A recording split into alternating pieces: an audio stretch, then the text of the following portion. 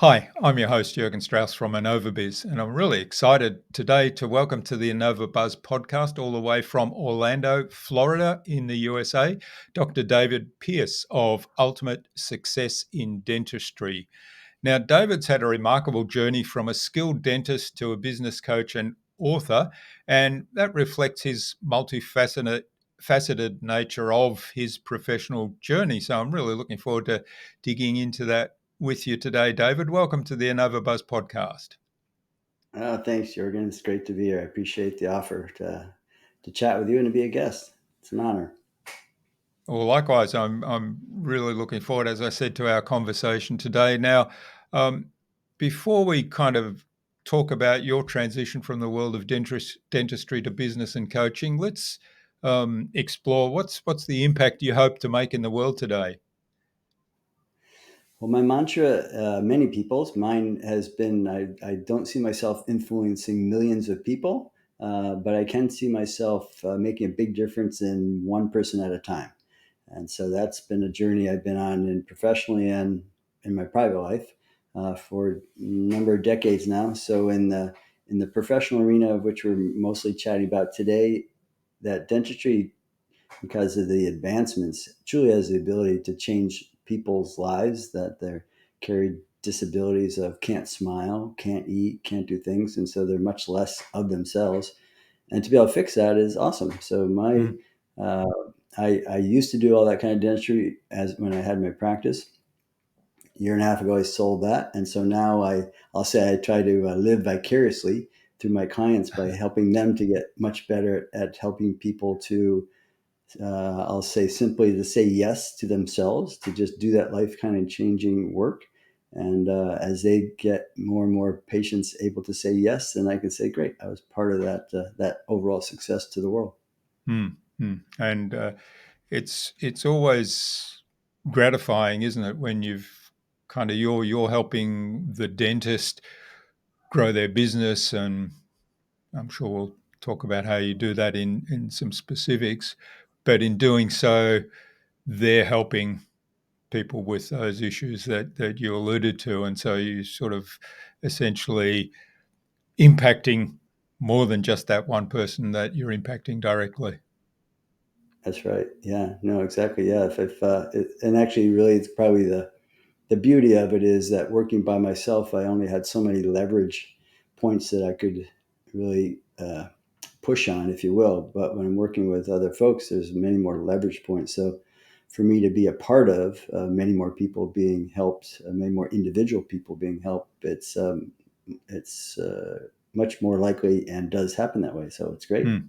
Hmm. Wonderful. Well, that kind of speaks to a motivator. What prompted you to leave the world of dentistry, as it were, in the form you're involved in as a practicing dentist, and turn your attention to business coaching? Yeah. Well, not one thing for sure. I knew, well, my early part of my journey brought me to New Hampshire, and my wife was from Central New York, and she wanted to move back to Central New York after about I was maybe 25%, 20% into my career. She really felt like I don't want to live here. I want to live back home with family, understandably. Hmm. And when we moved to Central New York, I knew that like this is not where I want to spend the rest of my life. I want to be able to live in other places. Nothing. Syracuse is a great place in many ways. However, the sun doesn't shine there as much as it does other places. Lots of snow in the wintertime. And so we knew that that wouldn't be our home forever. The downside, if there is, about a brick and mortar place is if you're not there, it doesn't create any revenue. And when you're not there, it says, feed me in the form of overhead. Yeah. And so that was one of the reasons. And clinically, I think I felt like I always want to leave at the top of my game, so to speak. You wouldn't want to be like, yeah, you really probably should have left a few years ago. And I wanted to leave that skill set of the surgical and teeth part of it to other folks that were certainly more equally and even more capable. And that freed me up to do the coaching part, which I can do from anywhere in the world. So now Hmm. we're in two sunny places in the U.S., living in both, and it's awesome. It's perfect. Hmm. Yeah. Yeah. Well, there's a couple of really interesting points there, isn't it? The location independence and then the cost of a brick and mortar, and also the third point, if you're not there as the sole dentist. I mean, I'm guessing you probably had a team of dentists in your practice, but if you're not there as one of those dentists doing the actual hands-on work, then there's less of that hands-on work being done. Yeah, that's correct. And actually, that is a one of the models, for dentists certainly is as you, how would you say, if you want to scale to me, you can scale the business and I say scale it from the standpoint of seeing more people, which is really the helping more people, which is really the purpose that we're there. To scale that, the easiest way might be to just have more dentists come in. One of the catches maybe on that is that as my skill set became much more advanced, then it became harder to, like, how do you find somebody that has the desire, to do the hundreds of hours of extra education and to do that Mm. kind of dentistry and to do it at a very high level consistently day in day out? Where do you find those people? One, and then where do you find those people that want to move to Syracuse, New York? Yeah. It's an awesome town, but maybe isn't the Not hub for of the everyone. world. Yeah, yeah. And right, not for everyone. Yeah, yeah, exactly. And so, and my feeling all along, kind of consistent, I think, with helping one person at a time as versus big groups, is that I wanted to keep things small. It was never any bigger than a team of six plus me, and each of those team members became leaders in and of themselves, as was part of our culture, and part of the intentional thing was it's not going to be a dictatorship in any way, shape, or form. It's going to be a high functioning, high RPM, team driven process, and which freed me up to do a lot of the clinical stuff that only I could do. And while they handled a lot of the conversations and the relationship part with the patients that were coming in, so that was freed me up to really do what my skill set was, legally, if you will, and Mm. skill set wise, I was the only one that could do it. So confronted with bringing another dentist, I always put that off. And I guess, from a seeing more people standpoint, we just got better and better at streamlining that process so we could help people and have the team become even more engaged and better in their skill set. And then from a revenue standpoint, that as we became more and more demand, we had to discriminate in some way, I guess you'd say, if you can only see a certain number of people. So one way of discriminating is you raise your fees. And, Mm. if the Four Season goes from whatever it is to 10 times whatever it is, less people show up, so it's the same way with us. So Mm. that was my method. Yeah. Yeah. Well, there's so much there to really dig into. The first one I think that struck me is this idea, and this applies to all business, is someone starts a business because they're trained in a skill, and that skill's in demand, and they're passionate about that skill, and they're good at what they do. So in your case, it's dentistry. Uh, and then they're confronted with, oh, but I have to actually turn this into a business to make it successful. So yes, I'm passionate about helping people. Yes, I'm passionate about my skill and what I do. Uh, but how does a dentist, in your example, and perhaps this is at the core of some of your business coaching, but how do business owners with a skill set who are the practitioners of that skill set within the business make that transition to, if I'm going to help more people, if I'm going to grow, first of all, I need to get some complementary skill sets around me and team and build that culture and so on. But secondly, how do I transition from the person that's the practitioner here to the person that's building this team, to the person that's training other practitioners, to the person that's running this business, which almost necessitates that I kind of transition out in some form of that skill that I have. Right. Yeah. And you want me to answer that in how many minutes, Jorgen? That's a I, great, yeah, I guess that's I for guess me. that's your business now, is it? Coaching Yeah, dentists. right. So, That's the $10 million question, right? Or yeah. 100 million, whatever it is. Yeah. Well, I think that maybe philosophically that you'd have to, I feel like you have to kind of look at it. And I'm not sure if this applies to every business, but I can imagine certainly every service business this would apply to is like, we can't be all things to all people. Hmm. And so where are we going to try to be mediocre, where we're basically catering to the masses? Nothing wrong with that. Or we're going to try to find a niche type position. And I would recommend everybody find a niche of some sort. The niche could be just customer service. It doesn't have to be your product or anything like that. Or it could just be like, we just treat people so well. The relationships are so strong. They just love coming here, whatever it is you do. Or it could be any combination of that and the service, the product you offer.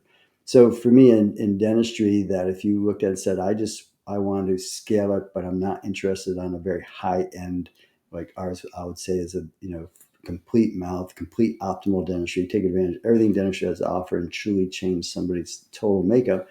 That was our niche. That was my focus. That's what I loved doing. And I knew I'd have the biggest impact on each individual person if I had that skill set and we focused on that.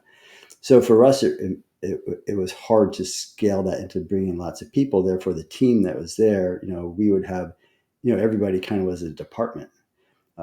So it wasn't like you have, like 500 people in the marketing department at a big company. We would have like one person and then one person there and one person there because it's a small team. And so for me, that type of business it has to be structured, culture, everything has to be totally different than a business where you're looking and say, we're really going to cater to the masses. And therefore it's more of a volume of people flowing through our system as versus much more time spent on a per person basis. So I think there's that philosophical thing. Once you decide how you're going to do that, then that really, your journey is going to look very different as far as the business skills that you have to pick up. Certainly for us, that kind of dentistry for somebody dentistry is hard in many ways outside of the fear of pain. There's things like most people may not think about, but like, you have to lay on your back and somebody's over the top of you. So already you're vulnerable.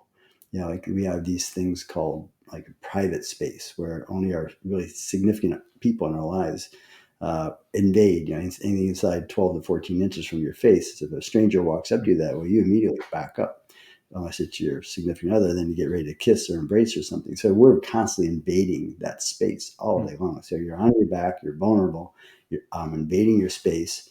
And that's even if you're not afraid of the whole thing. And then there's put in like fear of pain. And so it's really all about relationships and trust. And the more of dentistry we're doing, the more stuff we're doing, the more those people have to look at that and say, like, so this group of people, they're special. This dental office, they're special. I trust them with not my life, but I trust them with my life when it comes to one, they help me see my disability. They can fix my disability. I know they can do that. And I'm willing to embrace them in that process. Very different than if somebody came in and said, yeah, we'll do a root canal here, a filling there, and a crown there, and then off you go. And somebody else, it's more not good or bad, but to me, that's more like, well, I got my roof fixed, but who cares? Just a bill I paid, as versus something that's really life changing. Yeah.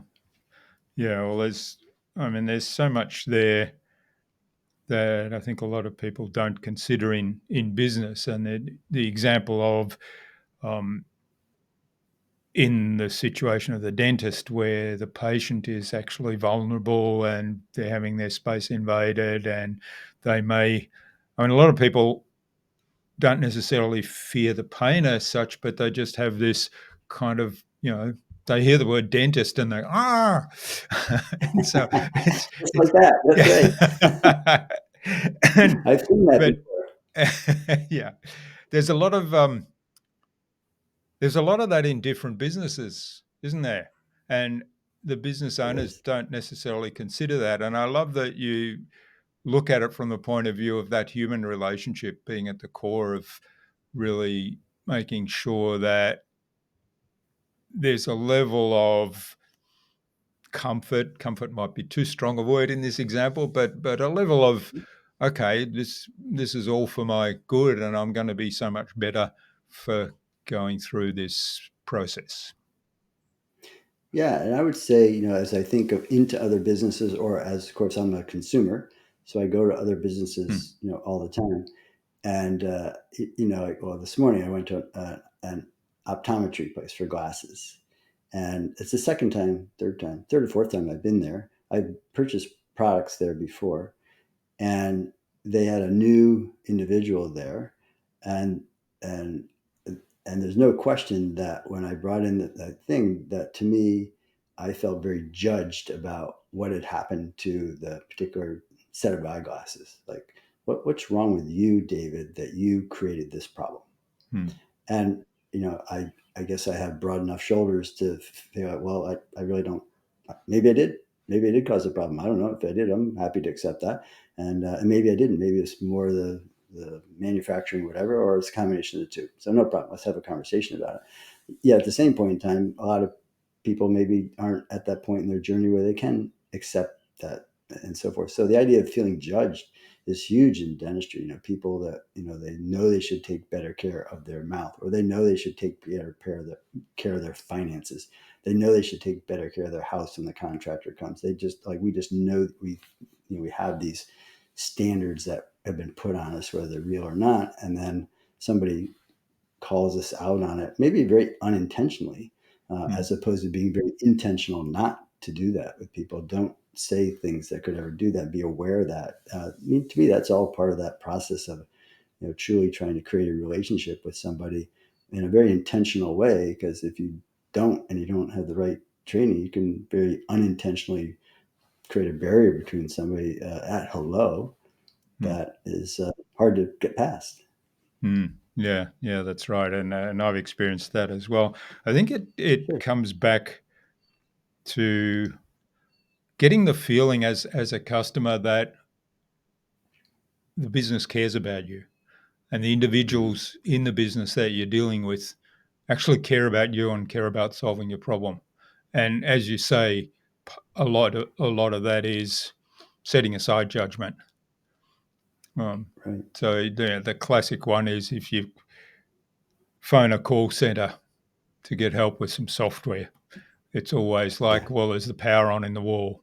I mean, I get really frustrated by that because I'm quite tech. I consider myself quite tech savvy, and I'm given the Yeah. run around of have you turned the power on, and have you rebooted the computer, and all these kind of Right. things. And I can and I often this happens when our internet goes down, and I phone up, and Sure. the first thing they say, well, we don't have a problem, so it must be at your end. And I say, no, no, Sure. it's I have a problem, therefore you have a problem, firstly.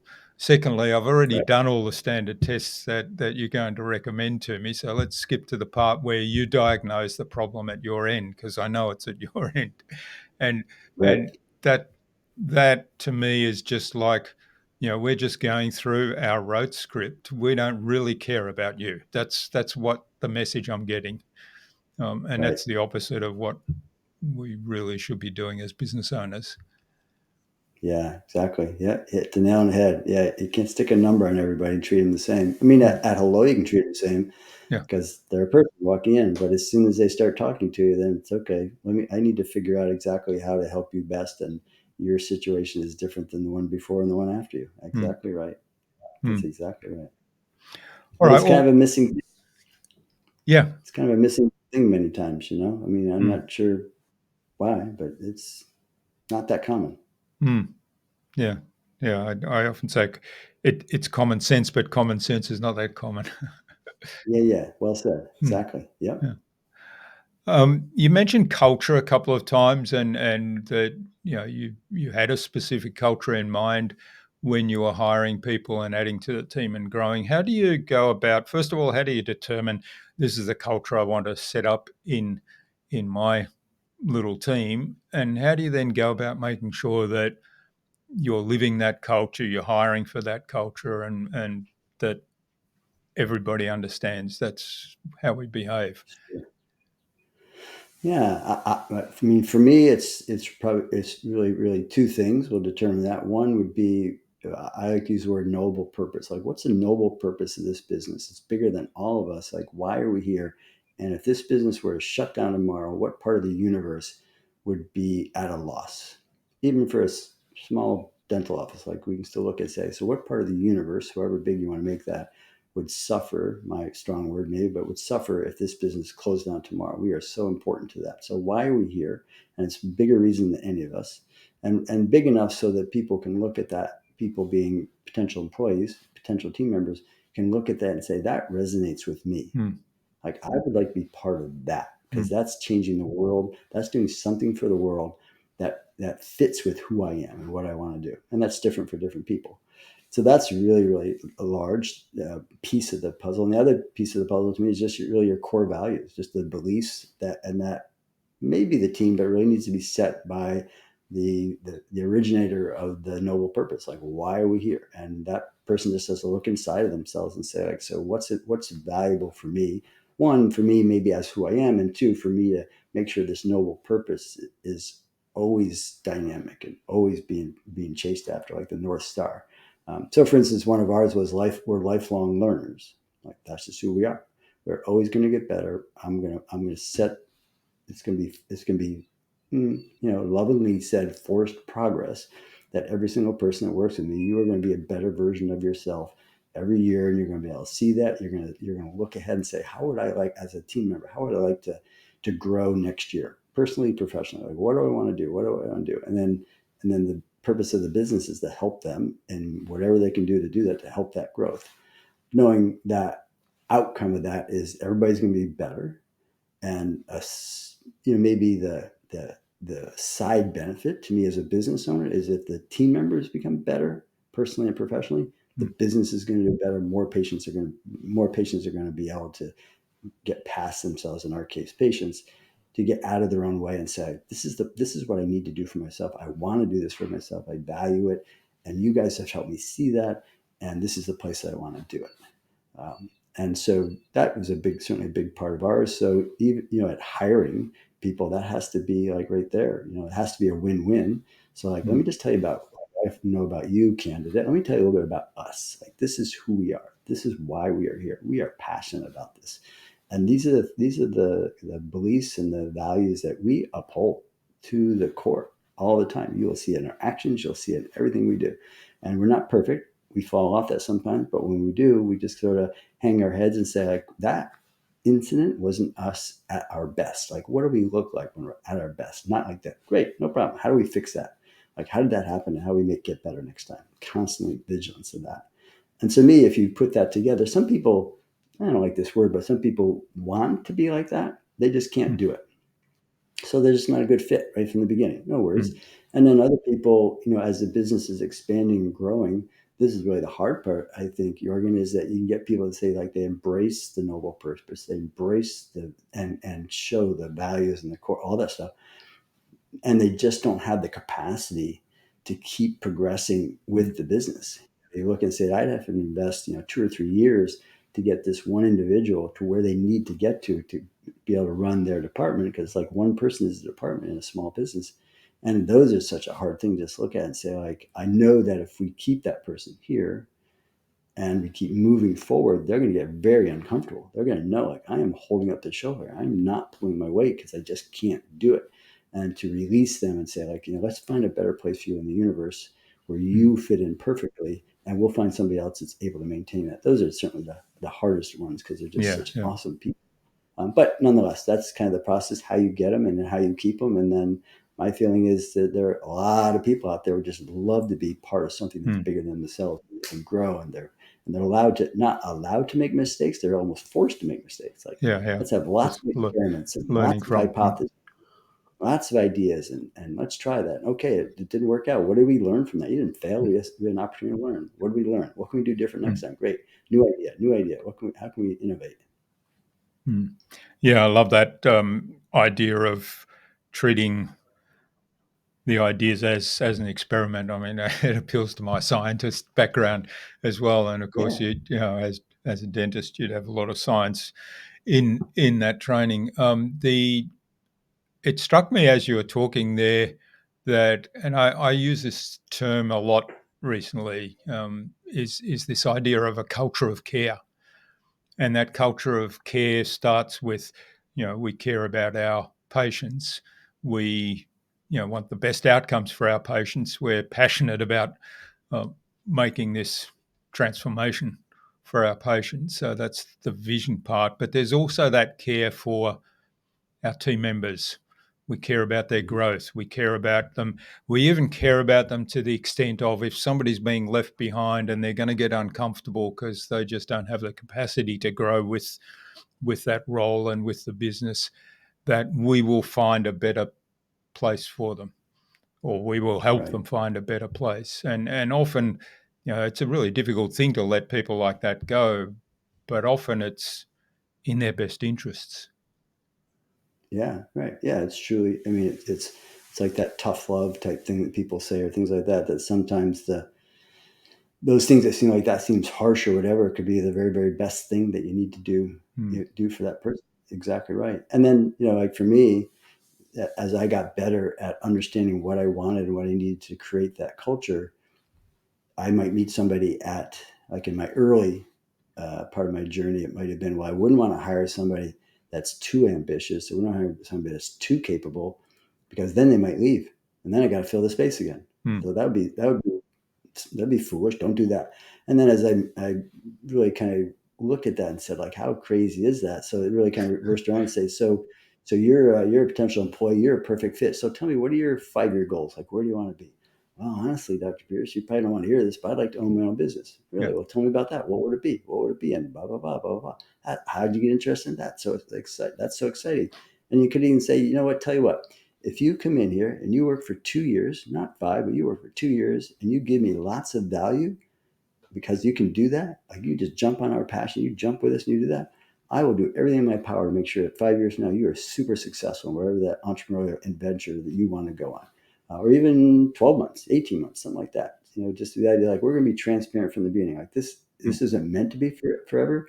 You don't have to tell me it's forever. No problem. You're just here because you love what we're doing. You embrace the noble purpose, and you're willing to commit to it, and just grow and grow and grow and make this place better and make yourself better. mm. And Yeah, that's and with that, that really happened. People mm, did leave for other careers, or left for other opportunities, other things outside of dentistry, mm. and they kind of looked and said, "Hey, I had the opportunity to grow, and it outgrew my position in dentistry or the field itself, and I went a different direction." And Mm. that's great. Like, Yeah, it's one a part of my life would have been it's a horrible, great but now, Yeah, it's a great attitude, isn't it? I'm reminded of there's a chain of bakeries here, the Beechworth Bakery, that I've been involved with in various capacities, and the chap that founded that as a baker, his name's Tom O'Toole, and he's a real character. He does his primary activities in life right now are speaking and doing road trips with his yeah. 1920s Model A, I think, Ford. But Oh yeah, wow. he's a real character. But one of the things he says in his speeches, he has this expression. He says, Tom, I'm often asked, Tom, what if you hire people and train them and they leave? And his response is, well, what if I hired them and didn't train them and they stayed? That's right. Careful what you wish for, Yeah, huh? yeah, yeah. So yeah, he has a lot of quirky sayings like Yeah. that. But that one stuck in my mind, and you've just reminded me of it. Great. And I think yeah, that's actually brilliant. Yes, indeed. Yes, indeed. That's a great. Oh yeah, I'll file that away in my Rolodex. That's a Yeah. good line. All right. Now you've also gotten into authorship, so written 2 books, I believe. I think I'm correct in that. Yeah, Yeah. yeah, And yeah. so, how has that journey into authorship kind of complemented your career, both in dentistry before and now currently in your coaching career? Yeah, it was a fun journey. I kind of always thought I would write a book. I'm not really quite sure why, but I felt that I would. Really wasn't even sure what the topic would be, although I thought it'd be something around business and leadership and something to that effect. At least in the last 15 years, I thought it would be in that dimension. And yeah, it's fun. It's really good to do that, because if you can, like, initially, it's funny. I was talking with the publishing company at the very start of it, and well, actually, I'll back up there. I hired a coach when I said I want to coach people. I said, like, I don't really know what I'm doing that way, or I think I know, but I'm way off base. So I actually hired a coach to help me with that, and we were talking about one of the subjects of the books, as a matter of fact, one of the two books, the subject matter of that book. And so I said to him, I really think I could write everything I know about that subject on a 3x5 card. And so, and so it's funny when you start sitting down and saying, like, so like, what is it that you actually know? And then, somebody will look at you and say, well, so tell me more about like that. Cause I don't know anything. Like, you take that for granted. Mm. Like the things you do, you just take it for granted. Like your IT stuff, you take it for granted. And then I'm not an IT guy. So if I were to talk to you like, well, how did you know that? And how did you know that? Like, where does that come from? Well, how's that? You just say, well, blah, blah, blah, because it's what you do. So it really kind of helps to maybe clarify the things that you know, in the sense of like, I didn't realize that was significant. And then it maybe puts it more into a structural form. So it even clears up the thinking in my own mind of, what does that process look like? Because a book should have, multiple starts and multiple finishes throughout the book, and so it allows me to organize that. So it's been great that way, yeah, Mm. and well received, but which is kind of, I guess that's gratifying. I mean, I think every author knows you write a book for yourself. You don't write it for the audience.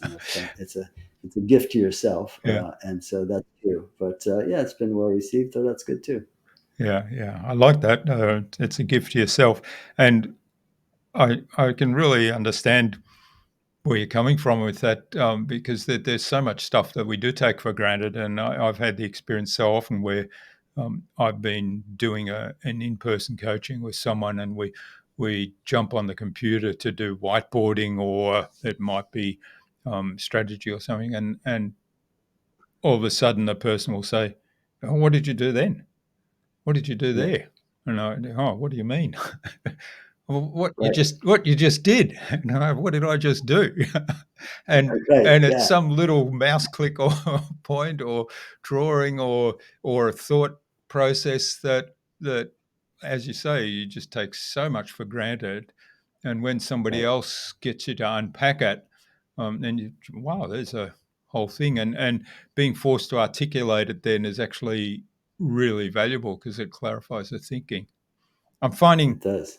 um, I don't know if you've had much experience using ChatGPT and the artificial intelligence, the language models. I'm Yeah, finding one of the most powerful uses of that is exactly that. Because mm, if I'm exploring something that I think, oh, this can help me write that, or it can help me condense that, or express that, or articulate something like that, I'm finding that it needs really strong direction and really detailed information to give good output. And right, and so I'm forced to actually get that detail out of wherever it is in my unconscious and really right, articulate it well. And it's not often it's not the output that is the value in it. It's getting me.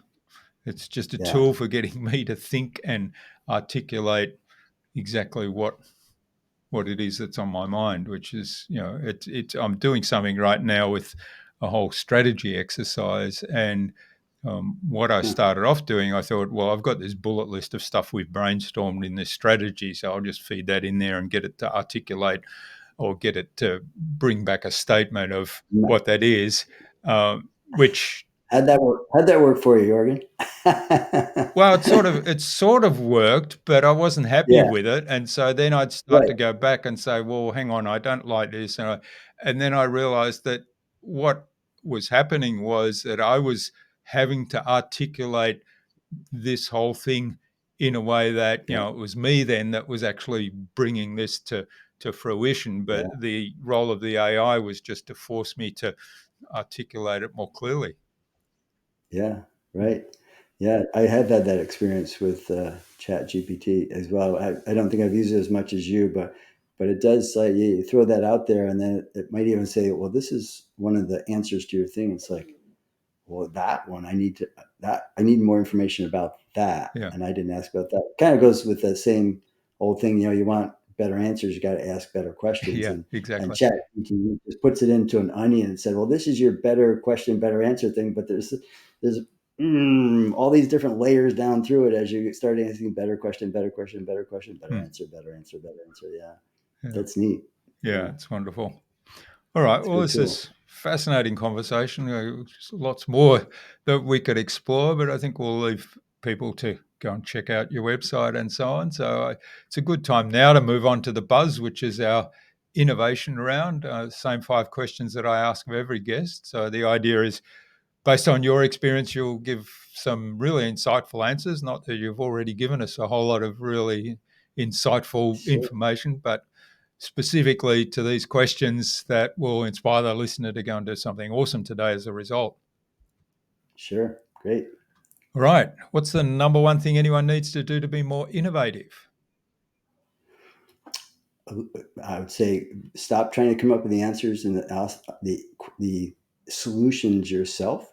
Just turn to the people around you. They have great minds too, and say, maybe here's where we want to go. Here's what I want to do. I have no idea how to get there, and so what ideas have you guys got? And then just start playing with all those ideas. Like we talked earlier in the show about having experiments or hypotheses. Look at everything as a hypothesis and say, okay, here's an hypothesis. So here's an idea. The risk is if it goes bad, do we lose everything? And if the answer to that is no, go for it. Put it in place. Try it out. Hmm, that's wonderful. Run experiments, and it does require kind of putting your ego aside a little bit and having that vulnerability to say, "Well, I don't have the answer, so what do you guys think?" Right. And to me, that's the most freeing thing you can do. Hmm. If you feel like you got to be the answer person, I can remember having a couple of employees that were never wrong. So what you know about that person is I can't trust you because you are wrong sometimes. You're Yeah. human, and when you're wrong, I don't know. So therefore, either and so to me, like you can become the most trustworthy person in the world. Just be transparent, be authentic, and when you know, just say, "Hey, I got some ideas," and when you don't, just like I don't know. But that doesn't mean it's going to stop us. Hmm. This means we got to figure out the ideas, the answers together. Hmm. Hmm. Yeah. Great. All right. Now, what's the best thing you've done to develop new ideas? I would tell everybody more than once. I've had two new ideas, I think, in my life, and neither of those are significant to any world except to dentistry. So, quite honestly, in that, it's really, that I'm not sure that I need a new idea. I just be able to take new ideas and put them into what I'm trying to create. So, what I'm trying to create isn't unique. The ideas don't have to be unique; they just have Hmm. to be applied to me. So I just need somebody to get. I have a couple mastermind groups, and I can just throw out like, I don't know how to do this. And something like that, this is this that they had done. It might be like, I can take a piece of that, a piece of that, and a piece of that, and put those three together. And that recipe is mine. Hmm. And then use that to create a solution. Yeah. Yeah. That's such a good point, isn't it? Because I guess if you really think about it philosophically, there's really nothing new. I mean, everything's been done in some form or other somewhere, right? And if Right. you think the universe and nature and all that, how insignificant are we relative to all of that? And Ooh, yet, there's so much out there that if you're observant, if you speak to other people, like you mentioned in a mastermind, if you ask the yeah, question, "Here's what I want to do," that you'll get a whole bunch of ideas which by transporting them into your own world, by manipulating them a little bit, by combining things, you can come up with something that is fantastic and makes a huge difference. And people say, "Wow, you're a genius." right. Yeah. And sometimes it's even just that contrarian, type thinking, Mm, that's some things that people say, that'll never work. There's so many examples of that, in the world of yeah. just endless examples of, well, that'll never work. And it's like, well, it's easy to see what it is because it's just the opposite of what we have. Mm, It's right there in front of everybody. It's just, the general thinking is won't work. But mm, somebody says it can, yeah. then I'll make it. Yeah. Yeah. Wonderful. All right. Do you have a favorite resource you use most often? I'm just going to go back to most of my resources. Certainly, people are great. I enjoy reading books, either reading or audiobooks, that kind of thing. So to me, that's constantly expanding list. You read one book and then they go and Mm, they say, there's 10 books or, yeah. or 30 books in the book that they read. So I was like, okay, bigger list. So it really kind of depends on where I feel like I want growth in myself or in my business. To say, I need to get better at just communication. Like I just know I can better at that. Okay, good. So like, what books are there out there that's on communication? And you pick one or two of those, or ask, throw that out Mm. into your sphere of influence and say, so, or to somebody who's very, very good at it. Like if you're going to pick a resource, what would that be? Yeah. And then they get you started down that path. Or we could go to Chat GPT, say like, books on communication, and then you'll start getting resources. Yeah. Yeah. I haven't actually done that with ChatGPT, but I get so many Yeah, recommendations from people that, and then as you say, when you sort of read one book, and yes, particularly, so there'll be two kind of influences. You think this is a really great book, and the author will say, well, here's some other books that I recommend, or right. they'll refer back to books that they've also written, and you think, oh, I must go and read that one as well. That's a great point. Yes, Mm. indeed. Yes, So it is an ever expanding list. yes, it is. Yeah, I have way more books than I can imagine ever reading in my in my life, and it keeps growing. So and there's nothing wrong with that. Yeah, yeah, yeah. It's wonderful books, and even people that are no longer with us, their legacy is still here. We still can learn from them, and they can still effectively be mentors for us. Yeah, like certainly like in dentistry in life, I would say like you can't be successful in life without being good with people. Hmm. Like it just isn't going to happen. I don't care what you do. At some level, you have to be good with people to have. I mean, I say success. Success is not. I'm not saying that by money, although that's on the list. But Hmm. as far as health and relationships and spiritual and all the other ways, if you have to be good at relations, and so books that were talked about in relations, I mean, they go back. Hmm. You could the Bible and before. Like Hmm. when there's all kinds of stuff on relations that are just as true then as they are now. So Yeah, that's you're right. actually a lot of that stuff is like it's been around for years and years and years and years. You just gotta, as you said earlier, Jorgen, you got to humble yourself to realize you don't have all the answers. Yeah. Just be willing to want to get better. Hmm. Yep. That's Ken. a really good point. All right. Now, what's the best way to keep a client on track? Well, that's that accountability word. Tough love, accountability to me. I think that's probably one of my greatest. If I had to look at my strengths, is like I know the value of that. I'm willing to look somebody in the eye and say like, so like this is what you said you wanted. This is what you said you do, and um, and you didn't do it if that's the case. So let's kind of dissect that and look at that and what was unclear about that, or what part about that, or what happened with that. And to me, that relatively very early in any of my relationships, really, as that unfolds, not really even speaking about the coaching business, is that people will gravitate towards that. I specifically think of employees that like gravitated towards that and said, and it's not this, but like every child wants discipline, wants to know, inside what barriers or walls is that safety of, okay, I'm good and so Hmm. forth, and I think adults are just kids with big legs when it comes to that. Like every adult that thinks like I can come and go wherever I want to in this place and nobody cares, like there's a certain amount of like that's just Yeah. not right. Like I don't feel solid and comfortable in there as much as like, no, I know the structure. It's not necessarily rigid, but it's set, it's there. This is why we're here. This is why we do it. And so to me, it's all about just keep holding, having very clear expectations and standards of what you're trying to accomplish, and then just hold myself and the other person accountable to what we said we do. And then within a loving way, stuff happens. Hmm. It's not meant to speak softly, carry a big stick. It's not that at all. It's just, maybe don't you don't need a stick, just in a very loving but supportive but firm way. Just like, Hmm. okay, like this is Yeah. important. What you said, if it's coaching, you hired me for this. This is really important. Like, it's not the money you spent. It's the idea that you want to get better. That's why you hired me in the first place. Hmm. And you see yourself as having the capacity to get better and to do better, else you wouldn't hire me.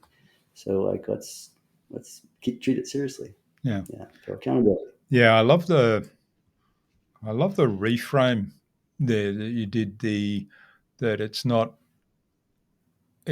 more than the accountability. It's actually giving a framework of like a room. I think you used the metaphor that Yeah. this is the safe space, and you're running up against the boundary here. If you step over the edge there, you fall off the cliff. So let's stay in the safe Sure. space.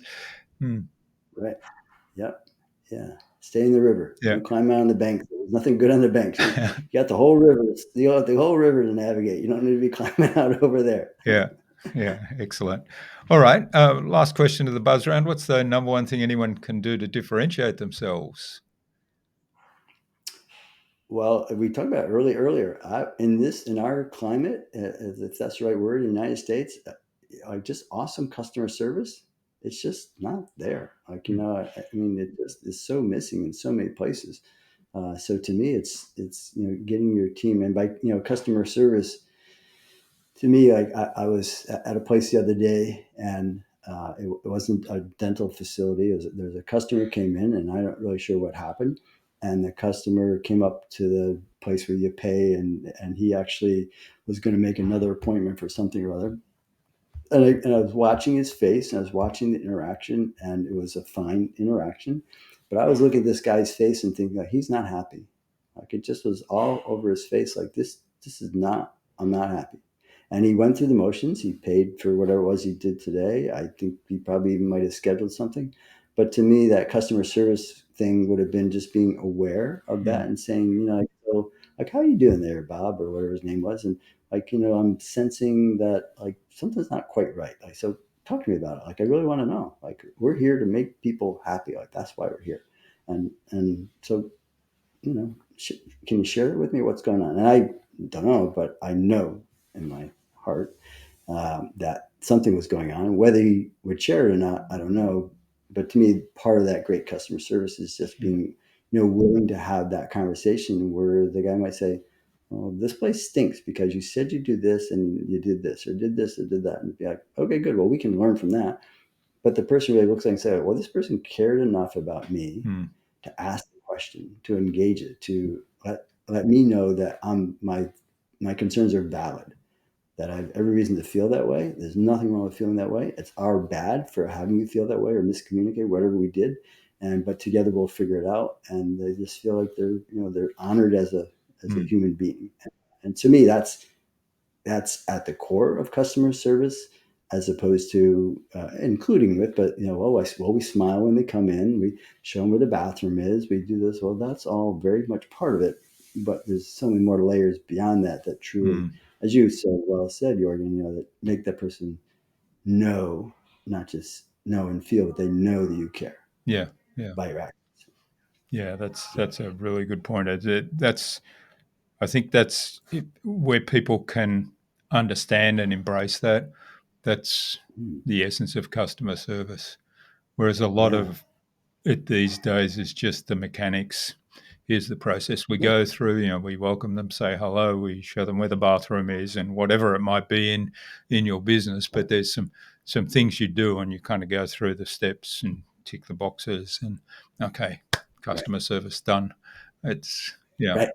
Right. And Yep. and Yeah. maybe we I can automate some of that with technology. That's my favorite yeah. part. As a person that loves technology, I think, well, no, you can't automate customer service with technology, but Uh, you can use technology in so many fantastic ways to enable you to deliver that awesome customer service that you mentioned, to kind of free up your time to actually observe people and see what's going yeah. on for, Right. or not necessarily see what's going on for them, but sense that there might be something more Right. than just what they're saying. And so have that conversation then about, well, what's going on for you, David?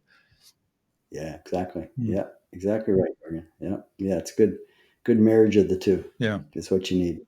Yeah. Excellent. Well, thanks for getting us through the buzz round. Now, where can people find out more about you, David, and about the work you're doing, and maybe even get a hold of your books and also reach out and say thanks for what you've shared today? Yeah, sure. Well, I'm easy to find. But maybe the easiest thing is the business website. Like my cell phone number will literally be on the business website, so I'm very easy to find. And that site is ultimatesuccess.dentist. There's no comma in there, so it's just ultimatesuccess.dentist. So yeah, go on there and you'll see all kinds of great information. We have free giveaways, different ones at different times, just information that really has a lot of value to help folks with different things. And the book itself is called, the first one is published, second one is going to be ebook, and it's in the process of being put into that form. And the first book is called Peak Success, an Entrepreneurial Guide to Business Prosperity. That's on Amazon, Noble Books, so forth. So easy to find. And there'll be an audible version of that out in maybe, well, they say 2 months, but let's say 4, because sometimes that process takes longer. So Yeah, yeah. yeah. Are you reading the Audible version? And I thought about it, and then I thought better of that version. So no, I'm Yeah, not. yeah. It's interesting. I'm always curious whether book authors read their own work or not, and there's a whole Yeah, set of challenges that go with that. Apparently, there are. yeah. Yes, yeah. All If right. nothing else, I don't have the proper equipment to do it. Yeah. And yeah, so no, I'd rather, it's like, uh, so if the roof needs to be fixed, I'm hiring a roofer. If I need somebody to do a good job reading my book, I'm hiring a professional book reader. Yeah, so, yeah. Excellent. Yeah. All right. Well, we'll include those links in the show notes, of course.